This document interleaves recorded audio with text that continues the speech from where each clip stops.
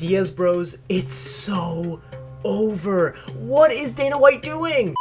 Nick Diaz is about 2 years away from entering into a retirement home, let alone the UFC octagon. Actually, I mean, Nick Diaz is more like 2 days away from entering into a retirement home. The man is 40 years of age, and I guess he still wants to fight? Okay, so he wants to fight. So what does the UFC do? They give him Vicente Luque.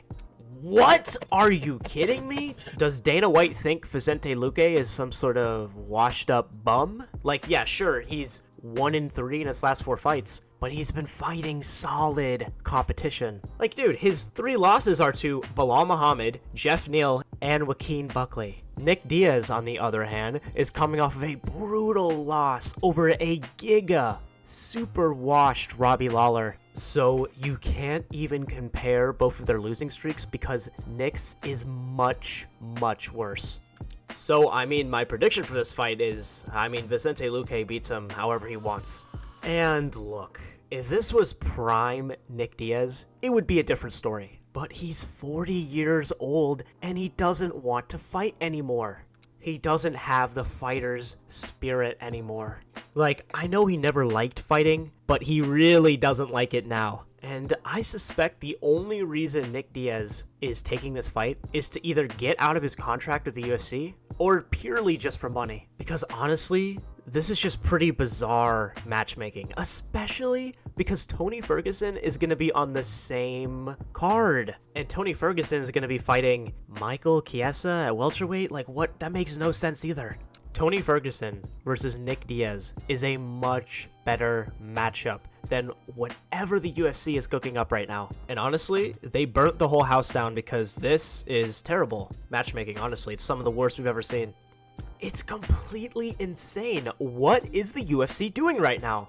But, you know, actually, there's something I have to mention. So, Ariel Helwani said that Diaz has been training in Houston and he's taking this return fight super seriously. Well, that's what they all said when he fought Robbie Lawler, and look what happened. Like, yeah, there were some injuries Nick Diaz was dealing with, but he still took the fight at the end of the day. And then Ariel showed a picture and training footage of Nick Diaz, and Nick Diaz looked shredded, but this is literally what happened last time against Robbie Lawler. And then also, Nick allegedly asked for several fights, which none of them materialized. So he asked for Colby Covington at UFC 300, Michael Venom Page at UFC 303, and Kevin Holland at UFC 303.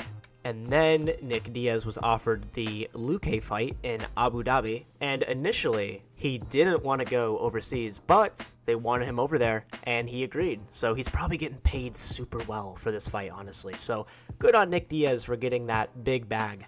And finally, Helwani said that Nick Diaz still has 4 fights left on his UFC contract. So I'm guessing he's probably going to try to fight them out so he can go and box, you know, just like Nate's doing right now. You know, I keep bringing up Nick Diaz's last fight against Robbie Lawler, so let's delve into that a little bit. So against Robbie Lawler, he just gave up. Not because of a submission, not because of a crazy onslaught. The dude just didn't want to fight anymore. He just had enough. Whatever it was Nick Diaz used to have, it's completely gone. He showed everything he had left in that Robbie Lawler fight. But the thing is, this has been a problem for years. Nick Diaz admitted that he didn't have it anymore. A Nick Diaz that still has that fire, that spirit, would never ever quit in a fight, ever. He lost it, and I don't think that's something you can just get back. But you know, hopefully I'm wrong. I like Nick Diaz, and hopefully he can come back and beat a ranked opponent, because Vicente Luque is currently ranked number 14 in the UFC welterweight division. And if Nick Diaz can get a win over him, that would honestly be the greatest comeback in UFC history, and I'm not even joking.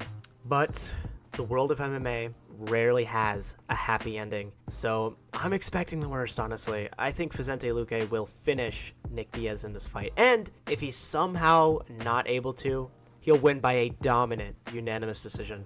But hey, look, this is just my opinion. What's more important is, what is your guys' opinion on this fight?